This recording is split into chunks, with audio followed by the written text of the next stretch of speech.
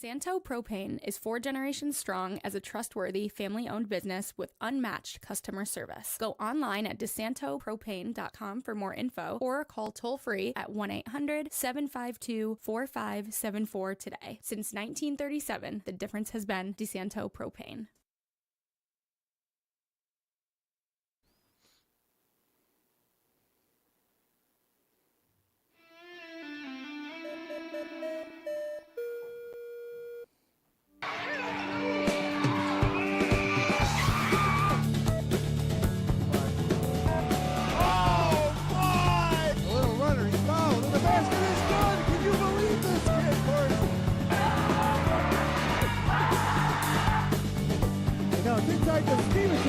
Keith Kaminsky, fucking good in the ball!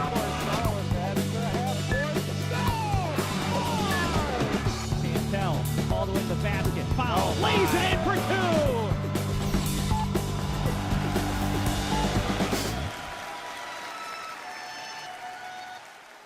Hello, high school basketball fans. Welcome to the Upstate Hoops podcast here on Monday, February 3rd, 2025.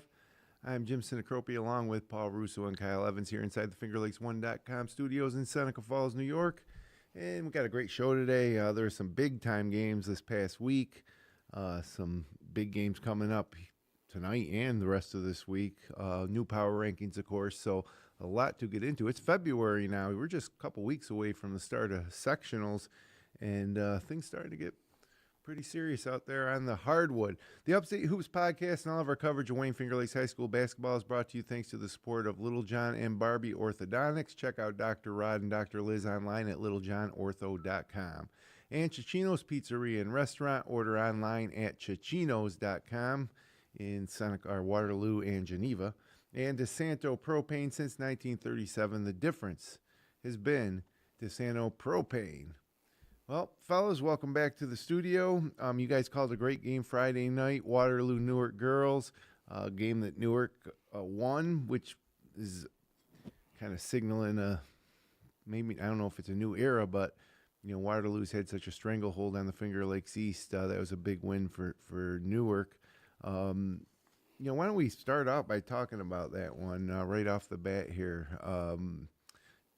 Paul, you called play-by-play. Kyle was on the color, and the first thing you said to me this morning when we got in the office was that how impressed you were with Takayla Vaughn, even though I think she only had 12 points. It was a low-scoring game, but, talk about Takayla and that win.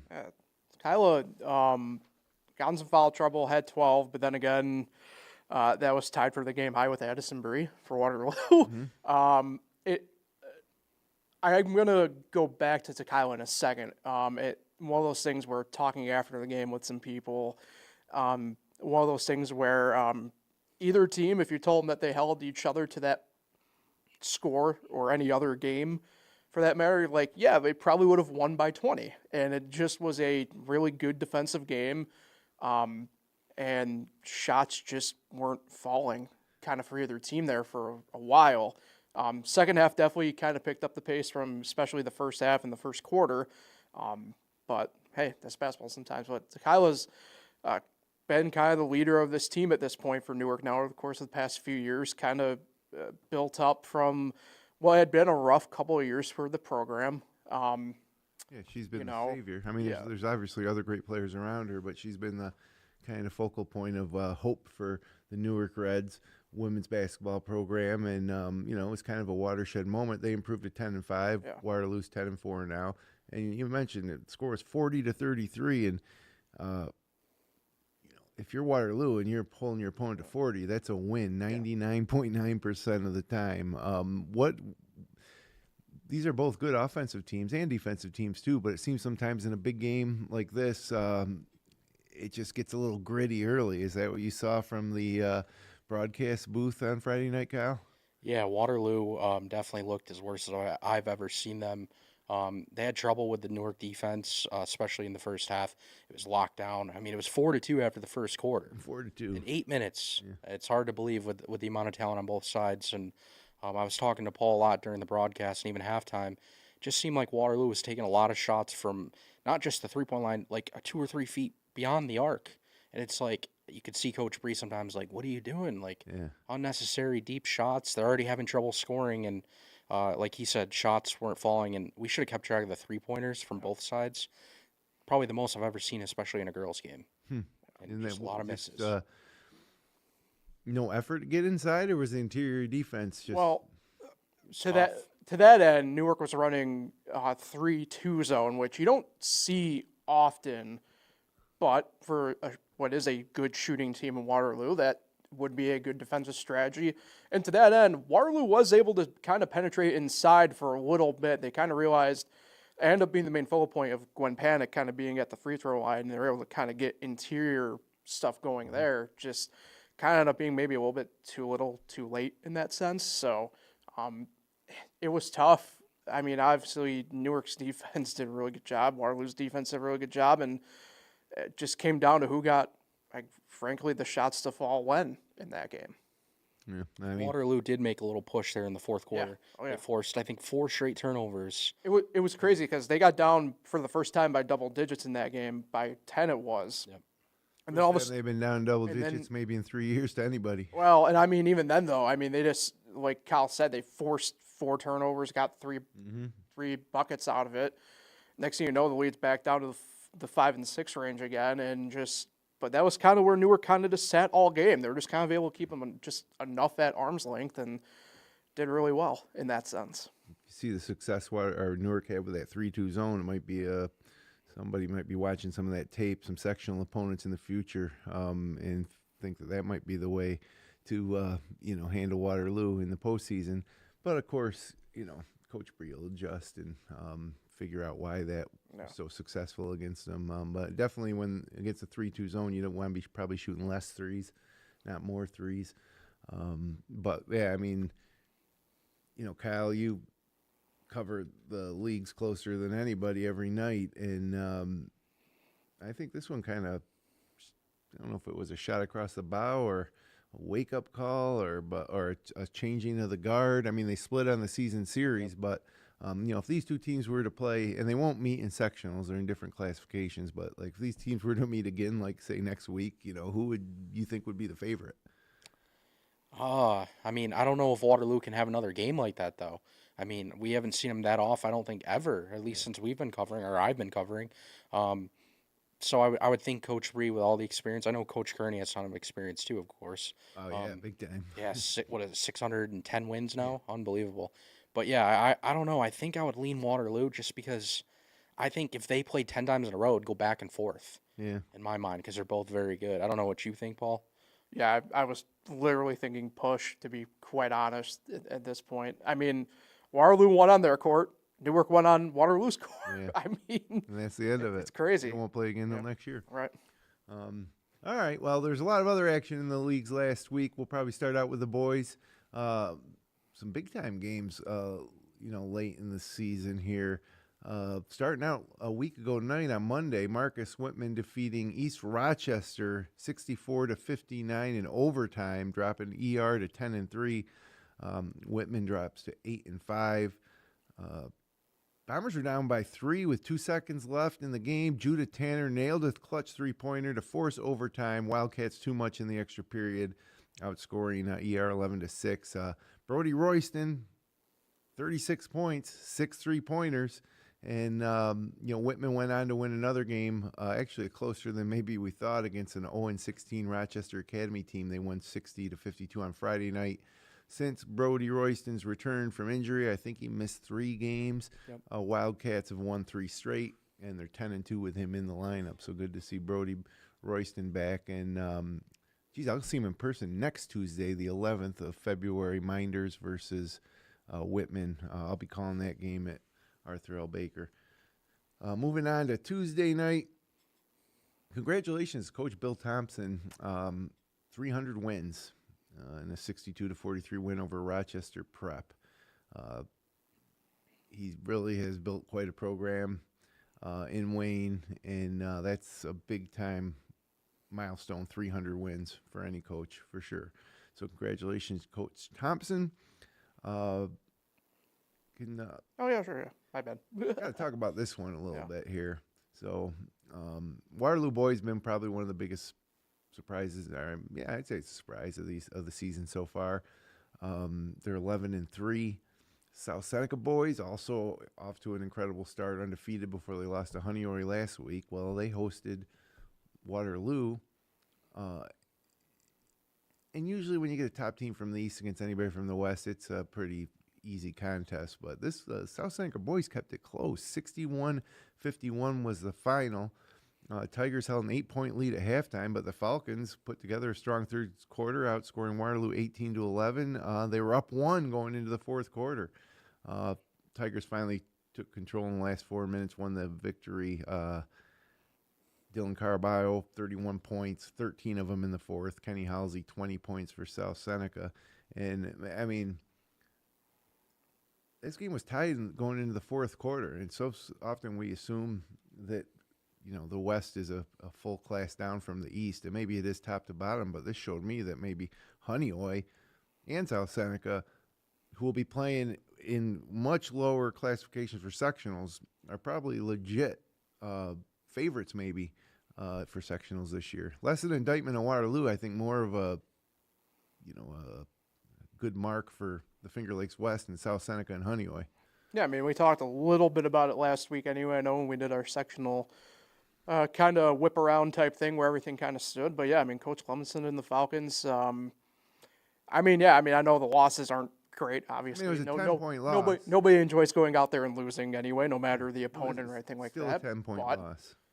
But, I mean, this is a Falcons team that I think, kind of reiterate what we've talked about now for a couple of weeks, you have to take seriously. And, the West is going to be pretty interesting here down the stretch. I know, kind of like one of the punctuation games on the regular season's Dundee Bradford boys, they had a little bit of a rougher week last week, but, they go into South Seneca for their final regular season game of the year in a couple weeks. But, it's one of those things where Honeoye, South Seneca, I think you do have to probably add a little bit of Dundee Bradford in there. Red Jackets, no slouch. Red Jacket. I mean, the top 4 in the West, they're pretty damn serious, I'd say, at this point. Yeah, Honeoye, Kyle, and South Seneca now both one loss in league to each other. Yep. Honeoye's only loss. This is South Seneca's second loss, but you had to be a little bit surprised at see that game tied heading into the fourth quarter. Yeah, I turned it on. I was a little shocked. And then, Waterloo eventually pulled away. But, yeah, I've been impressed with South Seneca. I've been impressed with Honeoye, 12 straight wins. Haven't lost since their season opener. It's the longest win streak in the entire Wayne Finger Lakes, both boys and girls. And remember, they even went to Cleveland and won. So True. They've been rolling. It's fun to see. Good to watch the West really heat up this year. Yeah, absolutely. Another game on Tuesday night, a note, Red Creek downed Williamson 76-41. Just got to mention, Red Creek Rams 9-4. So nice resurgent season for that program. Jump ahead to Thursday night now for the boys. Gananda and Lions, former Wayne County rivalry. Lions comes out with an 81-69 win. But the Lions trailed by 9 at halftime. 17-0 run to start the third quarter. I guess Coach Schott had a few words for him at halftime. Then took an 8-point lead, never looked back. They had lost to C.G. Finney, so it snapped their one-game losing streak. Gananda had won 6 in a row before losing to the Lions. Cooper Grassell had 21 points for the Blue Panthers. Hunter Vogt had 20. But the big story of the night, Steval Lebrecq, 14 points. Stephen Lebrecq, 12 points. But Jameer Johnson had 26, and that was his 1,000th career point. So congratulations to Jameer Johnson. I think, the 5th player, Kyle, that joins the 1,000-point club in the Wayne Finger Lakes this year? He was actually the 6th. The 6th. Yep. Okay, yeah. I mean, you guys have seen him in person. We've seen him develop. He's obviously the focal point of opposing defenses. How that gets handled heading into sectionals, we'll have to wait and see. But he has developed from kind of a raw talent, kid with size, to now being a consistent, dominant scorer. He's a leading scorer almost every game. Well, this is well over a calendar year now of this with Jameer. I mean, he was what's it technically called, player of the tournament or whatever for Section 5 now, now I'm really having a brain fart there. But most valuable player of the class. Yeah. During sectionals. Yeah. But I mean, hey, if people don't know, I love watching old school big guys still go in there and get work done. And for me, selfishly, I love watching Jameer Johnson play. I mean, it's what he is. He's double machine. I mean, he probably has had a couple triple doubles this year with points, rebounds, blocks. I mean, I wouldn't be surprised. It's awesome to watch him play. I get excited because it just reminds me of the type of player that I enjoy watching from back in the day. He's not the big guy. A lot of guys with size, they want to step out to the 3-point line. They want to be like a stretch 4, stretch 3 even. But Jameer embraces the old school, big guy in the middle, post up. It pains me to put it this way. Got a little bit like Patrick Ewing in him. It pains me phrasing it that way, given Syracuse fandom, but he's got a lot of like the Ewing type movement, and I love it. Huh. You see that? You see any Patrick Ewing and Jameer Johnson? I don't, but I will say I'm very impressed with his defensive game this year. He is much better, much improved, and I think Coach Schott even said it in one of his interviews recently. And yeah, he definitely has had triple doubles with blocks. I mean, didn't he have 10 when we did the game alone? Yeah, I know. I counted 8 on my own, but yeah. I mean, you probably miss 1 or 2 when you're doing. We'll it see that more. way. I don't want to spoil, but we'll see more this week. The people know because of the weather, so you're good. Yep. Yeah, you guys were supposed to call a pretty big game last week. It got rescheduled to this week? Thursday, yep. Thursday night. So we'll be there. What's that one? Lions and Geneva. Yeah, that'll be a good one. Geneva. Really trying to pull things together here. I'll get to them in just a second. We did mention the Finger Lakes West on Thursday night. Honeoye visited Dundee Bradford. It would have been a prime time for Honeoye to get clipped off by Dundee, but they did come out with a 10-point win, 51-41. It was Honeoye's lowest offensive output of the season, but still enough to complete the season sweep of the Brave Scots, extend their win streak to 12 games. Landon Washburn, 16 points. Dylan Washburn, 11. Owen Reynolds, 10. And Owen Cuba, 10. So they're balancing out the scoring there for the Bulldogs, who improved to 12-1 with that win. Also on Thursday night, East Rochester with a 70-61 win over Sodus to improve to 11-3. Bounce back from their loss to Whitman and earn the season sweep of the Spartans. Elijah Tanner, 28 points. And the Bloomfield boys lost to the Penn Yan boys, 74-51, behind Anthony Condella's 36 points, 7 3-pointers. Why do I mention that game? Anthony Condella had 7 3-pointers, but Penn Yan's first win, they improved to 1-13, while Bloomfield falls to 3-13. Now we'll move ahead to Friday night, traditionally a big night for the Finger Lakes East. And you had Wayne just, disposing of Geneva, 52-35 to improve to 15-1. Geneva had won 6 in a row. That's over now. 13 points for Andrew Green to lead the Panthers. Cam Blankenberg, 28 points, 18 in the second half. And, you're Geneva here. You're starting to get some momentum heading towards the postseason, and then you just get spanked by Wayne. And again, this is a team that Waterloo beat. This is a team that Minders played close. Like, as good as Wayne is at 15-1, there's no reason to think that, they should beat Geneva by 17. So I just still, at this late point of the season, I don't know what to think about Geneva. Well, I still personally have them pretty high up. I think it's just a case of maybe, every now and then, team just has a certain team's number. And maybe that's a little bit of the case of it. I mean, I still hold Geneva in pretty high regard. Not that, I don't obviously have Wayne in high regard by any means either. But I don't know. I mean, judging by the score, I would have to go back and really look at the tape maybe a little bit better. Seems score-wise almost similar to what we saw back in December between the two teams, admittedly. Yeah, the first meeting, it was a 19-point difference. This was 17. They did only trail by 3 at halftime in this one. But that's kind of how it seems with Wayne, even against Lions. Remember, didn't they trail at halftime and they wake up in the second half? But, yeah, I agree with you. That was a game where you wanted to see, can they really fight with that tough competition? And I think Thursday is going to be very telling, too, for Geneva. Yeah. How well can they keep up with Lions? Yeah, it's type of situation where we're getting just, you can almost count on your fingers how many days till sectionals. Not quite yet, but 3 weeks from tomorrow it starts. 22 days. So you want to start getting things moving into a positive direction. You want to start making winning a habit, and against teams that maybe are a little better than you. You want to kind of really get in there and give yourself a chance to win, and it's just not something that happened for Geneva on Friday night. Speaking of a team that really needs to get some momentum going, I mean, the Newark Red Boys, they lost to Waterloo only by 5, 48-43 on Friday night in Newark. Newark falls to 7-9. We've seen this before with Reds teams that start off slow due to tough scheduling, but this team's never turned the corner, and they're running out of time. They're almost certainly not going to have a home game for sectionals at this point. They led by 7, Newark did, with 3:22 remaining at home against Waterloo, the second-place team in the East. And then they let the Tigers go on a 14-0 run. In the final 3:22. Can you believe that? I mean, you're up 7 with 3:22.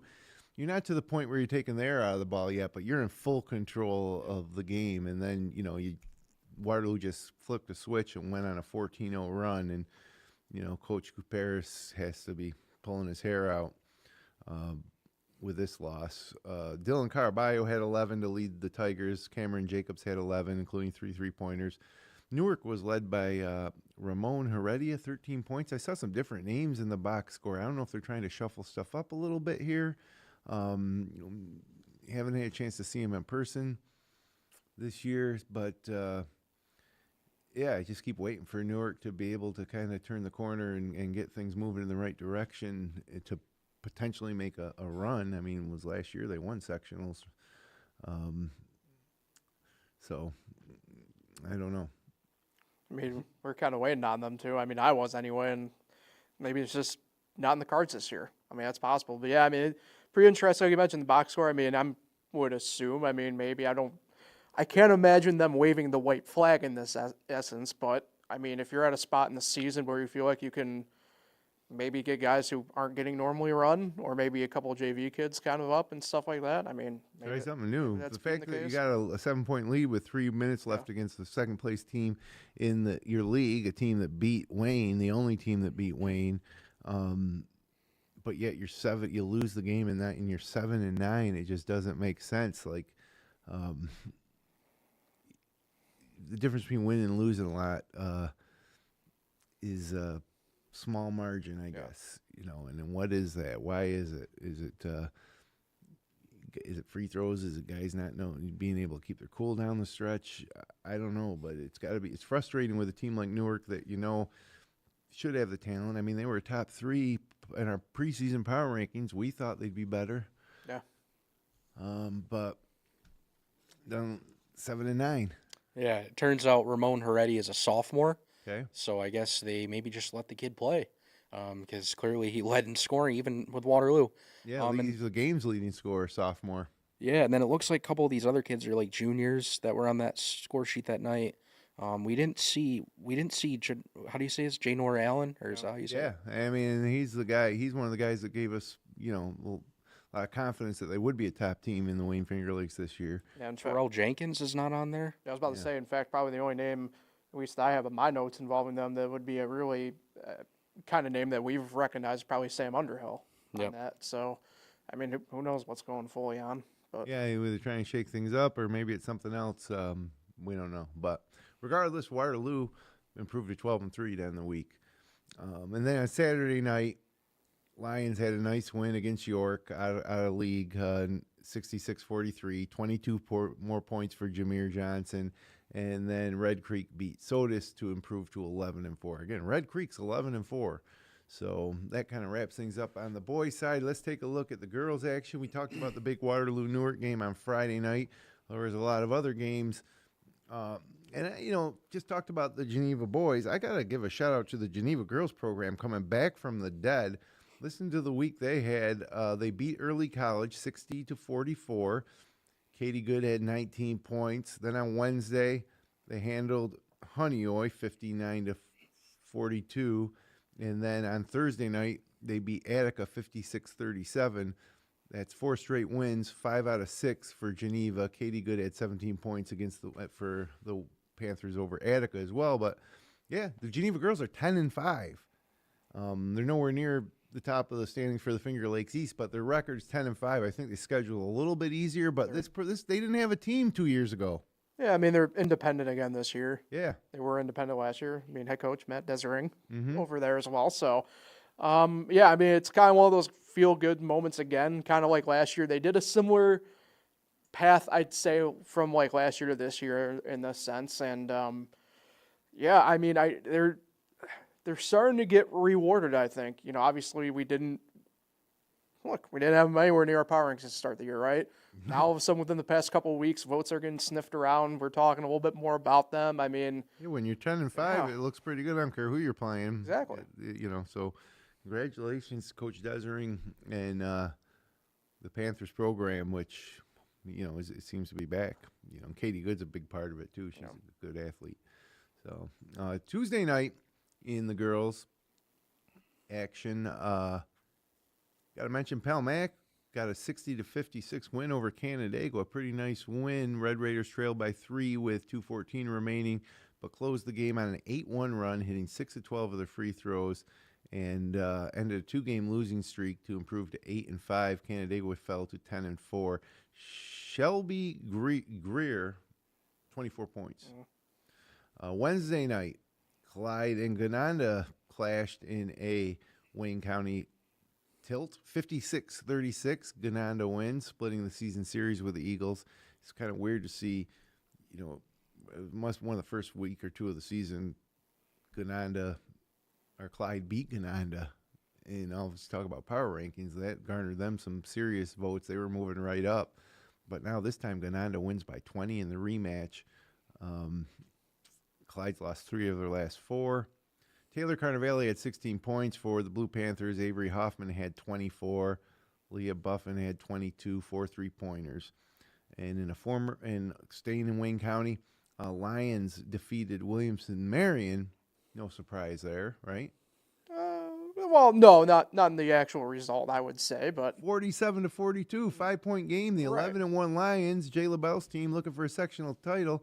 Williamson Marion 7-8, 5-point win. Now the Lions took care of it. You know, they never trailed. They held a 9-point lead heading into the fourth, but Williamson Marion trimmed the deficit to 1 with under 2 minutes left, and then Jay LaBelle took over in the final moment, scoring 9 points in the last 70 seconds. So I don't know, Kyle. I mean, again, heading to sectionals, this is Lions team is a team that has high hopes for a sectional title, and they struggled to get by Williamson and Marion. Yeah, excuse me. They won by 28 in the first meeting, so this was definitely eye-catching. I had the game on live. I couldn't believe that Williamson Marion almost stole this game. As if it wasn't for Jay LaBelle, she literally carried the whole fourth quarter. But yeah, I do think this Williamson Marion program is improved. Obviously, combining helps, and I think they're not quite at the top of the Wayne County League, maybe not even top 4 or 5, but I think they're much better than I thought. Yeah, it's good to see. And there's a program, especially the Marion program. Well, both they've had success in the past. Declining numbers, they combine, getting more competitive. But Lions is the best team in the league, and they almost beat them. So again, it's win's a win. You get the win. If you lose, I don't care if it's by 1 or 40, it's a loss. But a couple of these games this week were surprising because of how well the losing team played, I guess, against the winning team. So, also on Thursday night we had Minders beating Mid Lakes 48-33. Mentioned this. We haven't talked about Minders girls much. They've been struggling, but they've won 4 of their last 5 now. After losing 6 of their first 8, they're 6-7. Maybe pulling it together at the right time of the season. Chelsea Korzneski had 14 points, and Allie Nigro had 11. Also on Friday night, mentioned off the top that 40-33 win for Newark over Waterloo. In Wayne County action Friday night, you had Lions taking care of Gananda, 45-32. They beat them by Gananda more than Williamson Marion. And then a big rivalry game between East Rochester and Red Creek saw ER winning by 13, 53-40. And one last thing before we head out of the girls' results for the week. Dundee Bradford defeated Honeoye 57-19. They improved to 12-3.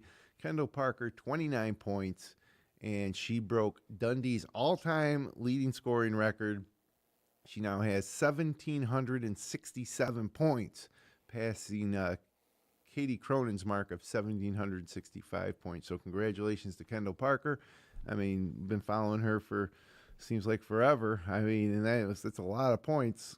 1,767. She's closing in on the 2,000 point club, which is definitely possible given what we know, many games left and everything like that. But yeah, I mean, this is a player, Kendall Parker, we've talked about now for the better part of 3 full seasons, give or take here, and I mean, especially now, not to say it's completely her show, but she is the defined leader of that team now, and has kind of kept the culture of winning going there this year with a retooled and revamped team that, like I said, culture keeps going. They keep winning. Nothing is really all that far off pace from what they usually do. Dundee Bradford. Yeah, go ahead, Kyle. She needs 233 points in the last 5 games, including sectionals. So if they can win maybe one game of sectionals, or I think they're guaranteed to play at least 2. All right, so maybe 7 games. So let's say she's got 7 games left guaranteed, maybe more. So 7 divided, she needs to average about 23, 24 points? Yeah. To get 2,000? Yeah, we'll have to keep that. Definitely doable. Yeah, no doubt. So yeah, congratulations, Kendall Parker. That's pretty amazing. Not only to it's last year she joined the 1,000 point club. Maybe 2 years ago. I think it was last year. It was last year, yeah. I think she's been on varsity since 7th grade. Yeah, that's one way to get 1,760 points. You still got to score them. Doesn't matter how many years you play. But to break a school record is just another level. So congratulations, Kendall Parker.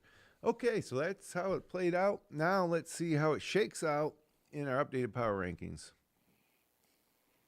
So on the boys, no surprise there with Wayne being number 1. Lyon stays ahead of Waterloo, but that's going to be Geneva up to 4. Geneva playing Lions this week. So on Thursday night live on Finger Lakes 1. Honeoye all the way up to 5. Hey, why not? Especially seeing South Seneca gave Waterloo such a game. Marcus Whitman 6. Again, their losses, they looked a little shaky a few weeks ago when Brody Royston was out, but when he's back, they certainly are number 6, all in number 6, maybe better. East Rochester boys having a nice season. South Seneca boys having a nice season. Then Gananda and Palmac rounded out at, and that's it's interesting power rankings, I think. It's tough to, okay, Wayne's number 1, we know that, even though Waterloo did beat them, but Waterloo behind Lions, Geneva shortly behind them too. I don't know, is Geneva a little bit overrated in these rankings? What would happen if Honeoye played Geneva? Yeah, I actually had Honeoye move to 4 and Waterloo 5. That 12-game win streak really just put me over the edge there. Obviously, we'd love to see them match up, as South Seneca played Waterloo. We'd love to see Honeoye Waterloo, but we won't get that. So I don't know what you think, Paul, but I think Honeoye deserves a ton of credit. Well, my beef is at the bottom of their rankings. What don't you like? Red Creek. Yeah, where's Red Creek? I gave them a shot. I shouted out that they've been doing here, but yeah, they didn't even get into the top 10. No, but it's tough. Well, you going to take Palmac out? Palmac had a nice win over Canandaigua. I'm not gonna lie. Well, on the girls' side, that was girls. Yeah. Okay. But I mean, personally speaking, I did. I had Red Creek 10. Red Creek's 11-4. Yeah, I mean, I actually, to be honest with you, I had Palmac this week slide in at what would have been my de facto number 12 this week. So who would you have ahead of them even at 12? Dundee Bradford boys. Dundee Bradford, okay. I also had Gananda above ER, even though Gananda lost to Lions. Remember, Gananda beat ER head-to-head, and ER actually lost to Whitman last week, too. Yeah, so Gananda should be over ER in my mind. Yeah, those are the things that are tough to see. I mean, the ER boys having a great season. Started out a little hot. They've kind of cooled since. But, yeah, you got, you mentioned Gananda wins that head-to-head battle, but then they lost a couple games pretty handily, trying to look back here at my notes. I can't remember. Well, of course, they lost to Lions. But, yeah, anyways, that's how it stands here. We're getting down. We only got probably 3 more rankings left in our poll for the year here on FO1 Sports. So let's see what the girls look like. Whoa, holy. Is that correct? Is there a tie for number 1? Is Waterloo not the number 1 team in our power rankings alone for the first time since like 1974? Actually, it was probably Not entirely accurate. Palmac was fighting up there last year with them. they were tied at some point at number 1. I mean, I'm pretty sure Palmac was number 1 Yeah, for a maybe. better chunk of last year. Preseason, maybe. I remember folks at Waterloo weren't happy with our preseason power rankings last year, if I remember right. Yeah. Either way. But hey, yeah, there you go. The 28 points, voting points each. Lions scoots up there despite edging Williamson-Marion. They have earned the top spot in the poll for the first time since we've ever been doing these power rankings, that a Lions girls team has been number 1 and tied with Waterloo. Of course, that's going to shake itself out Tonight. on live on Finger Lakes 1. Yep. Geez, just adding a little more intrigue to the game. It's the battle for number 1. Okay. Battle of the top 2 teams, number 1 in the East with Waterloo and number 1 in Wayne County with Lions. It's a battle of ones tonight. What's your well, you know what? We'll preview that game in a second. Throw that back up there. Let's go. There's some more teams that were ranked. We got Newark 3 with a win over Waterloo. Yeah, there's probably a lot of times when this happens, people think, well, they beat Waterloo, they should be ahead of them just because of that, but they've got a lot more losses, obviously. Not a lot, but they have more losses. And they split the season series. Yeah, they split the season series. So Newark at 3, which is, I believe, kind of maybe where they almost started the season in their power rankings. Bloomfield girls quietly having a dominant season at 4, playing in the Finger Lakes East this year. Dundee Bradford tied with Whitman. Now Whitman beat Dundee Bradford, right? Yep. So and they'll play one more Dundee time? Bradford beat Whitman. Is that what you said? No, Whitman beat Dundee Bradford. Nope. Dundee Bradford beat him by a point. Oh, really? 37-36. And they play again? The rematch is this week. This week, okay. Yep. Palmac 7, Granada 8. Clyde Savannah slides up there into 9. And Geneva, welcome back to the Lady Panthers, number 10. It's the last time they've been there. Yeah, in a while. I mean, they were, God, I'm trying to think of the girl's name who went on to play at William Smith. She spent a lot of time in the studio too. Terrible when I'm thinking I should have had it written down, but they, Geneva had a dominant girls team 5 to 10 years ago. I remember seeing them play for a Class A championship in the Blue Cross. But good to see them back for sure. So with that being said, let's bump it up and take a look at the games ahead this week. There's not a ton of big games, but there are some big games. Tuesday night for the boys. We got the boys up, yeah. Newark at Geneva. So again, Geneva needs to win that game. And Newark needs to win. They both need that win. Not for anything except for to, keep those positive vibes going towards the postseason for Geneva and for Newark to get some sort of positive vibe going. It'll be at the Panther Den in Geneva. Interesting game on Tuesday night, Whitman at Hornell, and then Minders at Palmac. Wednesday night, Williamson at East Rochester, Lions at Red Creek. So there you go. Paul was just touting Red Creek in the power rankings, and now they're hosting Lions. There's a difference between 1 and 10. Well, I know, but let's say, this is a chance for Red Creek to kind of put a stamp on it, They've had a great start to the season. They need a signature win. Yeah, they fought with ER. They were in the game late with ER, and ER, remember, gave Lions trouble. So why can't Red Creek give Lions trouble? Yeah, I agree. Thursday night, Waterloo Minders. That's always a fun one, crosstown rivalry. The gym will be packed at Arthur L. Baker for that one. And then Geneva at Lions on Finger Lakes 1. What do you guys think about that one? Well, you've seen a lot of Geneva, and again, they're coming off. So Geneva's got Newark Tuesday and Lions Wednesday, the Route 31 portion of their schedule. Yeah.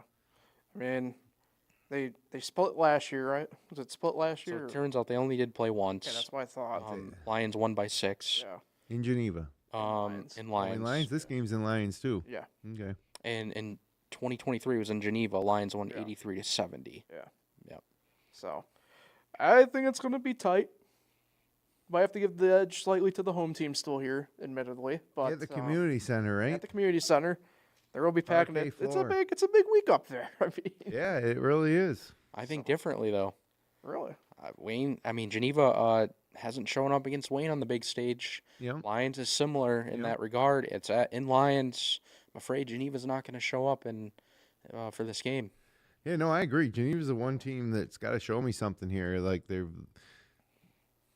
overall, their season as a whole has been successful, but they haven't gotten over that hump to make me think they can compete in Class A sectionals. So this will be an opportunity. And for Lions, they're favorites in Class B2, are they this year? Yeah. They got to be one of the favorites, as they always are. But, if they happen to lose this game, it gives me a little pause.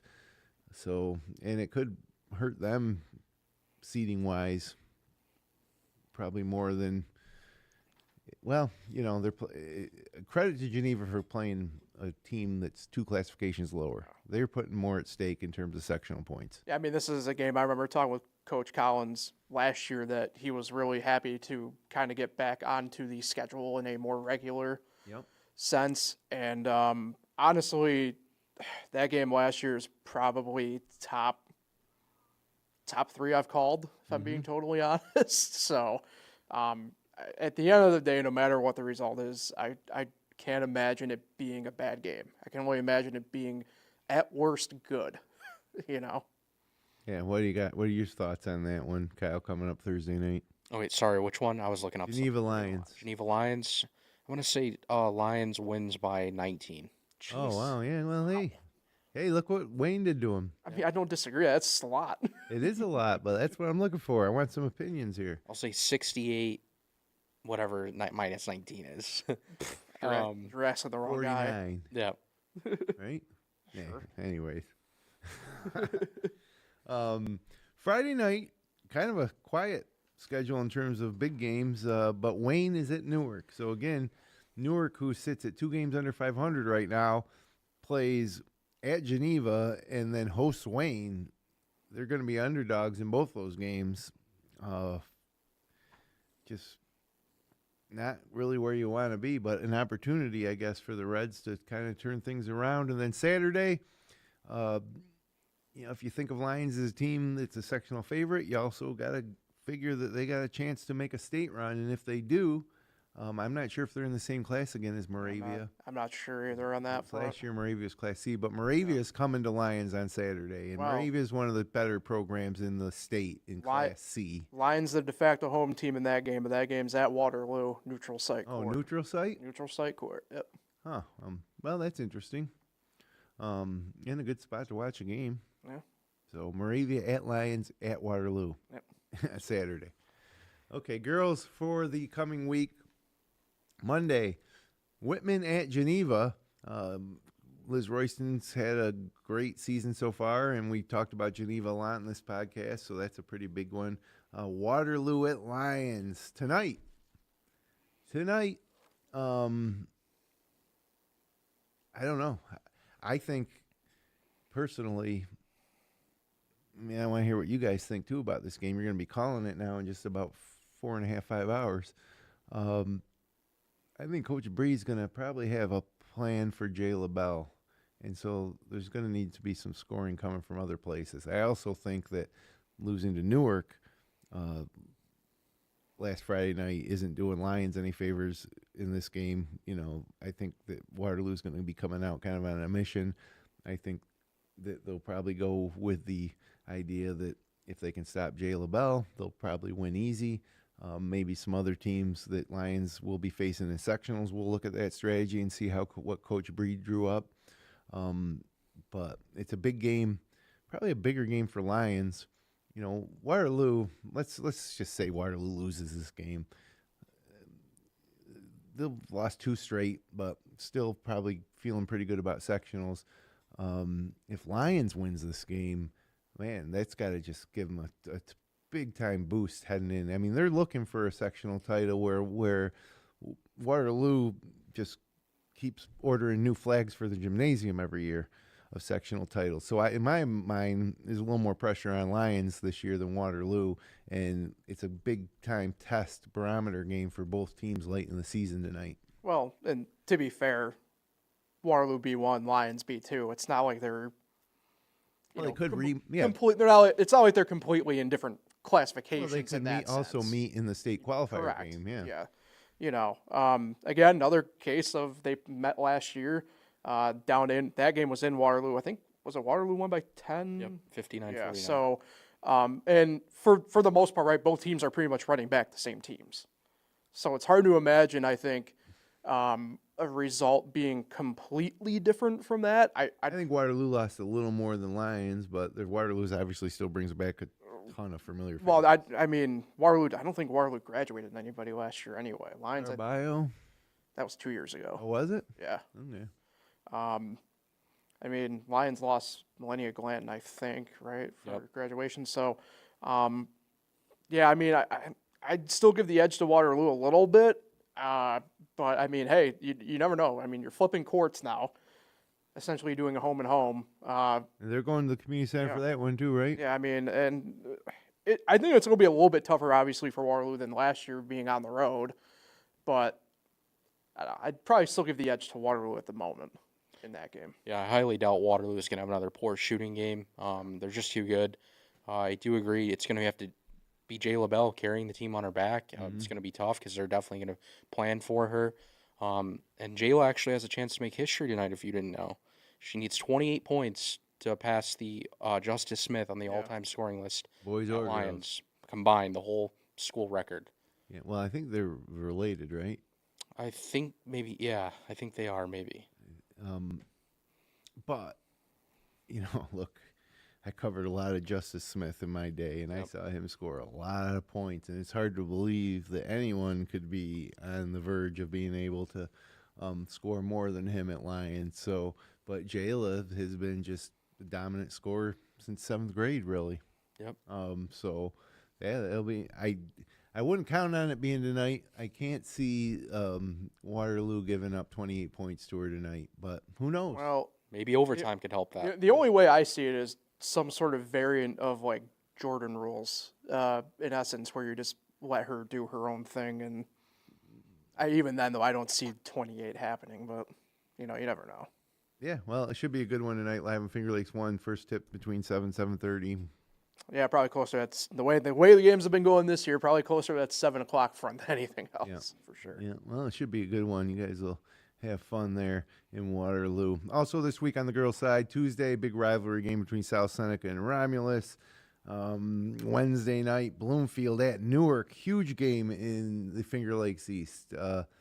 Huge game. At Newark riding high after that win over Waterloo, trying to keep things going. Bloomfield girls having an outstanding season. That'll be a great game to watch. Pelmac at Minders, also Wednesday night. Waterloo at Penn Yan. Thursday night, Clyde at Red Creek. And Whitman at Dundee Bradford Thursday night. That's the big one in the Finger Lakes West for both of those teams. And then Friday night, Waterloo Minders girls. The boys play Thursday, the girls play Friday. A little rivalry game there. But the big games for the girls, Whitman, Geneva tonight, Waterloo at Lions tonight, live on Finger Lakes 1. Wednesday night, Bloomfield at Newark, and Thursday night, Whitman at Dundee. And that's a nice slate of games to keep an eye on this week on FingerLakes1.com every morning or live for 2 of them. And tonight, Waterloo at Lions, and then what's the other game we're doing? Geneva. Thursday night, Geneva at Lions. So girls tonight, boys Thursday. Yep. Yeah, looking forward to it. Myself, Nate Sharman tonight. Me and you, Kyle, on Thursday. And then, Nate's calling tonight's game. Okay, great. Then Upstate Hoops again next Monday, and then we got the Whitman Miners game next Tuesday that we're looking at. So, pretty exciting 10-ish days here. Yeah, it is. It's this time of year is great. When the calendar turns to February, you all of a sudden realize that we're in the home stretch. Yeah. And then, of course, we'll have our sectional preview show in a few weeks and see all the brackets and it's a good, fun time of year. It gets us through a tough month into March where you start to feel a little more like spring is almost here. Sorry, I do have a scoring update too. I get information on this over the weekend. Landon Washburn, I mentioned him last week, just a sophomore. Yeah. He's now just 58 away from 1,000. Wow. And they have 7 regular season games left and then sectionals. So Yeah, no, he'll easily hit that. One would think. Yeah. Unless there's an injury, but yeah. It's good to see. I think we see more 1,000-point scorers nowadays because kids are the candidates to score 1,000 are starting younger. Yeah. If you want to go way back to when I was in school, like you never saw a freshman on varsity, like never. Matt Verkey, for example, his first year on varsity was his sophomore year, and he went on to play Division I basketball, and he's New York State all-timer. But he didn't play varsity basketball till he was a sophomore. So times change, and can't say it's for the better or worse, but it does result in more members of the 1,000-point club for sure. So any parting shots, boys? You probably got to start packing up and getting ready to get over to Waterloo. It's a short drive. Well, Lions tonight, yeah. Oh, yeah. I'm sorry. You're good. You're good. No, hey, we're finally out of January. I beg to differ, Jim. January is the worst month of the year for me speaking because you're just inside. It's bitterly cold. It's nonsense. The warmest places tend to be the gyms because that's where all the action is. So, yeah. Hey, we got 22 days. Yes. 22 days. So, final last couple really, true tests here on a lot of schedules this week. So we'll see how everything kind of rakes out, and you can kind of tell, even admittedly on my end, seeing a lot more of other stuff around other leagues and stuff like that. Keep an eye on other players. I know, shout out to the one that I was thinking of a couple weeks ago when we were doing the sectional one, Leighton Williams over at Wheatland Chilai. That's who I was trying to think of. And I finally was able to remember because I saw he scored like 30 or something like that the other night. So, but hey, go get your wins. Play well this week. Yep. Yeah, I just looked up the Moravia boys record quick just to see what they're at. They're 11-1. According to Max Preps, hopefully they're up to date. I think they are. It looks like they are. So Lions, Geneva Thursday, Saturday Moravia. 2 games in 3 days is going to be tough. Yeah, good stuff. We're shaking and raking. Yeah.